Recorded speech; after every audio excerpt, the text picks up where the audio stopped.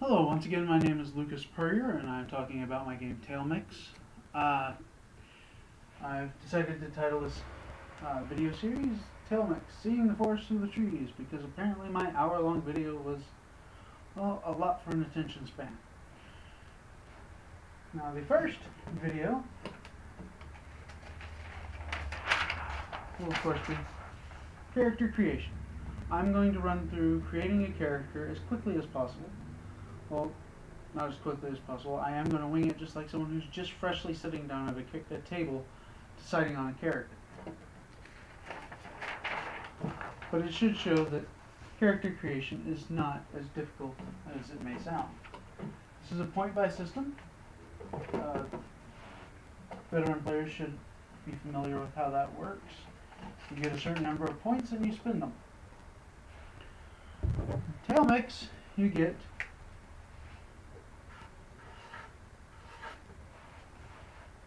$100 points base. Yes, low tech.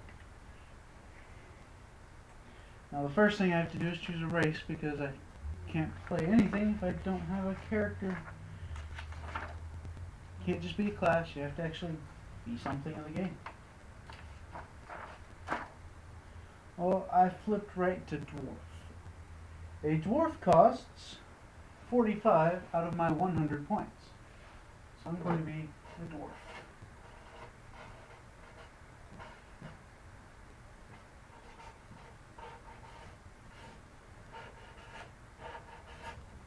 Which means after my race I still have 55 points left. Now dwarves start with a strength of 20, a coordination of 10, an agility of 10, endurance of 10, and a fortitude of 15. Mentally, a dwarf starts with a willpower of 10, a knowledge of 10, instincts of 10, cunning of 10, no, cunning of 15, and a presence of 10. Now, most races, well, before races get their bonuses for being who they are, all stats start out at 10. With the book here, I've gone ahead and put what the general race of a dwarf would have. Let me zoom in here so you can actually see what I'm writing.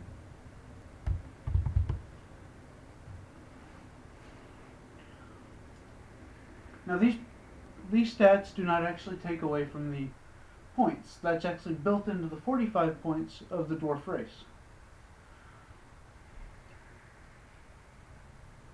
Now dwarf has ultra vision, which is going to give my vision plus 10.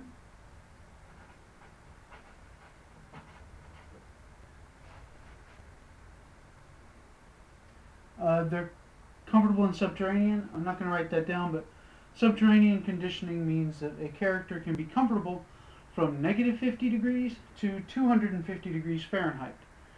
Sorry I didn't make the conversion for people who deal in Celsius and other non-Fahrenheit temperatures. I know some people still cling to Kelvin. Toughness. Toughness means that a normal character, as they get hurt, they start taking deficits to their rolls. Toughness means that you're just going to sit there and tough it out until you're incapacitated, so you actually don't take any minuses. They also have natural compass, which means that underground and dense foliage, anytime they can't see the sun or the stars, they just naturally know what direction north is, what direction south is. Now, as racial skills, dwarves get either a weapon or armor,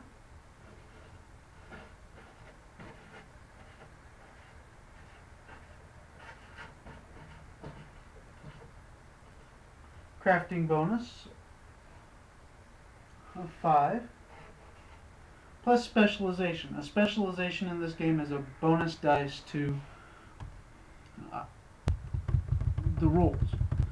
So not only would they get the plus 5, and that's a cunning thing, so that'd be 20, but instead of rolling 2 dice, you'd roll 3.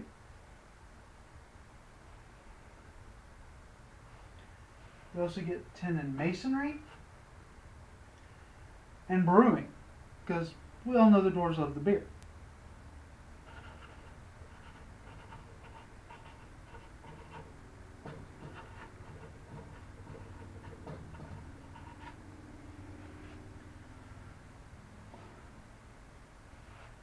Now, a dwarf may choose whether they want to take one-handed clubs or one-handed axes as another specialization, just like that, which would give them a plus 5, but they'd also roll 3 dice instead of 2. And they also get 10 points in geology.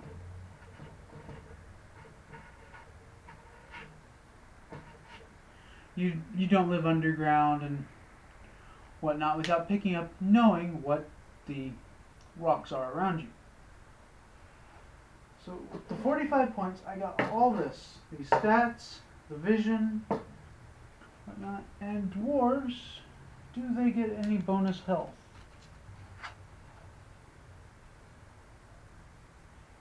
They do not get any bonus health, and their speed is normal. There aren't so many.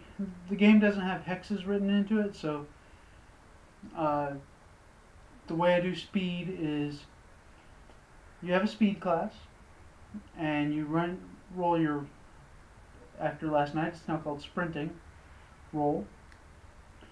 If you are a speed class higher than the person below that you're racing against, or sprinting against, you get an extra dice. If you're 2 classes higher, you get 2 dice. And so on and so forth. And dwarves live in this setting from 200 to 500 years. They are between 3'6" and 4'6". That's for the male, creating a male dwarf. And they look just about like every other dwarf in fiction. No new surprises there.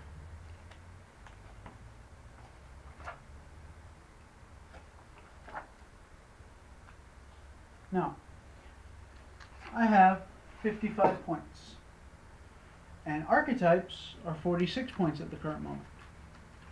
I'm actually going to give this guy an archetype. And to go with the typical dwarf, I'm going to make him a berserker. So, I subtract another 46 points off this, and after a berserker, I'm going to have 9 points left to spend.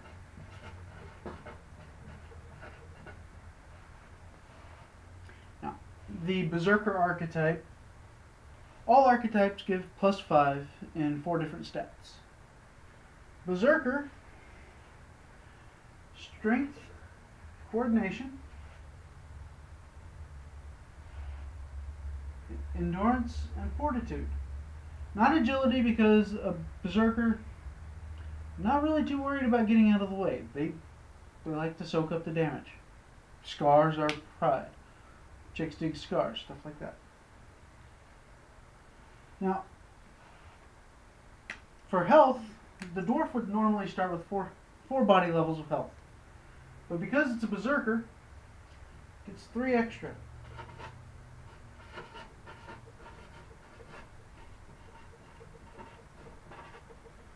Which means instead of having 40 hit points to start with, this dwarf is going to have 70. he can take a lot of damage. Now, the berserker class has toughness. So does the dwarven race. Because of that, the dwarf gets 5 points back. Because you can't buy the same ability twice. Now, each class or archetype gets 3 different abilities. Berserkers have toughness, which is why I gave the dwarf back those 5 points for 14. We also have berserker rage, of course. Despite all his rage, he's still just a dwarf in a cage. Which, for 1/2 the endurance score in rounds, you get a +10 on strength and fortitude, which would boost this guy up to a 45 strength, or 35 strength, and a 25 fortitude, which means he would get 7 extra hit points, 1 for each body level. They also get pain threshold.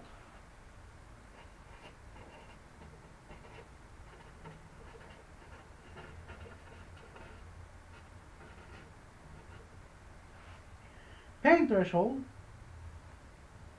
is against all pain and strain, torture, marching 20 hours a day instead of your 8. Anything that's going to put a lot of pain and strain on your body. If you have to roll a save against it, you get a bonus 10 points. Now there are drawbacks to having some archetypes. The archetype of Berserker gets a mundane disadvantage. Mundane means that they cannot take any magical skills. No matter how much you save up, you cannot take any magical classes or other archetypes. And should you find a magical item that requires a verbal component or something that actually requires your actions to make it work, it's gonna fizz. It's gonna be like, I look up, oh man, stuff like that. Antisocial. Any social skills, which means most of the skills taking the present stat, will actually cost double.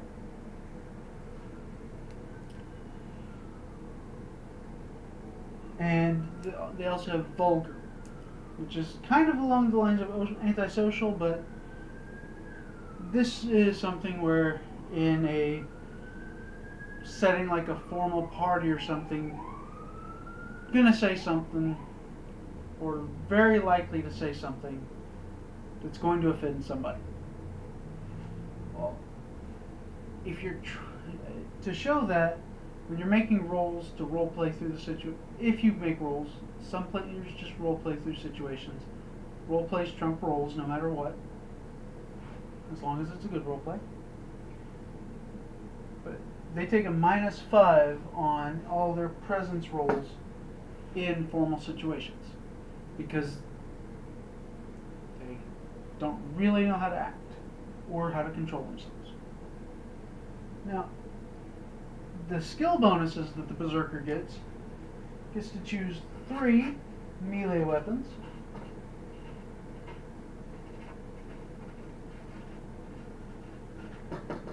Now, the reason it says melee weapons is because all your combat is also skills.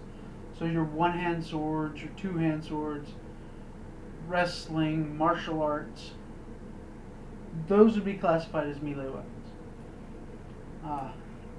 If you wanted to be a boxing berserker, take trained martial arts as one of your melee skills. And that just means that when you actually do hand-to-hand combat, you do more damage than just, say, someone who only took brawl. You get 1 ranged weapon.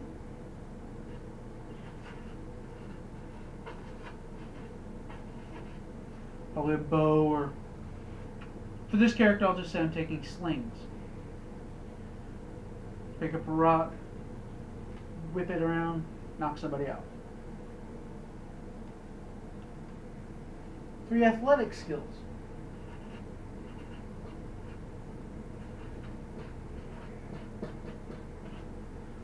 A lot of athletic skills are considered everyman skills, or, well, basically if you have a mind and body, you could probably do these skills. For his athletics, I'm going to take climbing, jump, and I'll give him a bonus to sprint. And each one of these skills is at a plus 10. I know I'm all over the paper here. I should probably do another one out.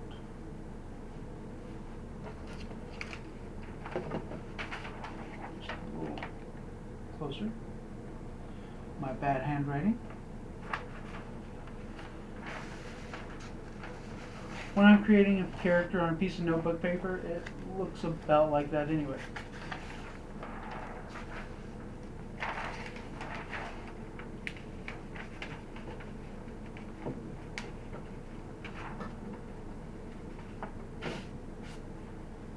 Now let's see, I have 14 points to spend. Still have 14 remaining points. I need to get some advantages. I have plenty of skills to get me through survival.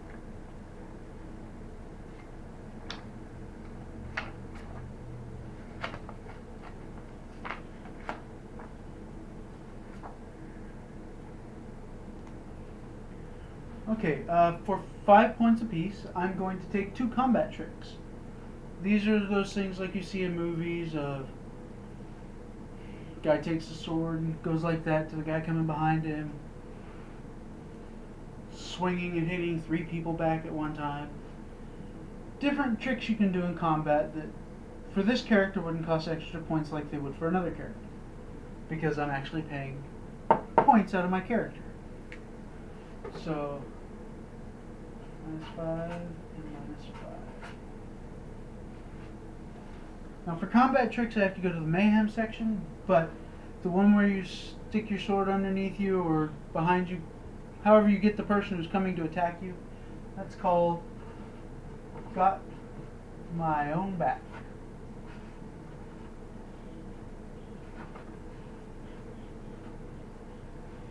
And I'll just go ahead and take Around the World, which is one of the melee weapons I'm going to take will be staff. It's easy to find, easy to use, you pick up a big stick. But Around the World is the combat trick where you can take your big two-handed weapon, swing it around your head, and anybody who's within an action of you actually has to step back.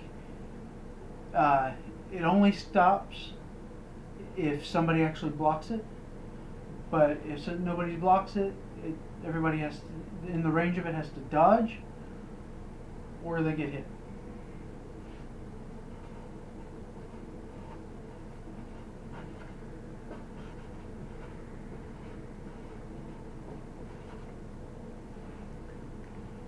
Okay, so after those 10 points are gone, I have 4. You know what? I'm going to get another skill.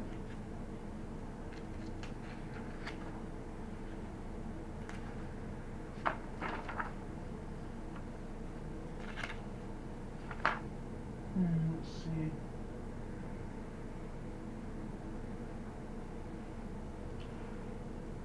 There we go. I'm going to take a performance skill. Most people who are watching this video probably also watched The Hobbit. I'm going to take singing.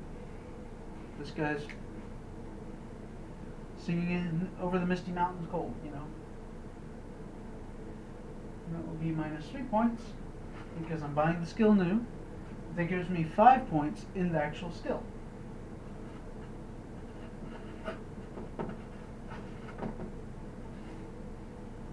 I'm down to 1 point.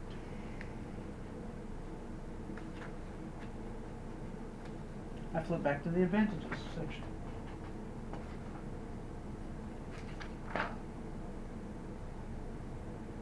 Here we go. This one fits a dwarf.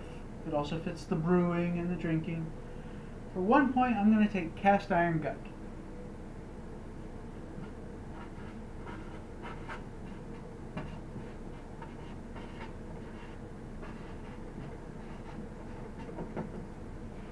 Now, what this does is when you're having drinking contests and whatnot, and you're ingesting lots of alcohol, your rolls take no negatives until you actually pass out. Drinking will temporarily take health away to show that you're actually dealing with something physical. So you drink yourself to incapacitated on hit points. Up until then, you don't take any minuses in rolls. It's like Gimli and Legolas in the cutscenes of Return of the King or the Two Towers. They're sitting there drinking, Gimli sitting there, ha ha ha ha ha, out. Didn't show any signs. That lasted all the way to the end. Alright. So here we have all 100 points spent in 21 minutes, and that's with me explaining different parts of the game. If I was sitting there just putting a character together, I wouldn't have to explain to myself what it does. But you can quickly create a character that fits a theme within 20 minutes. And of course you'll add in stuff like actually calculating your energy, which for this character at a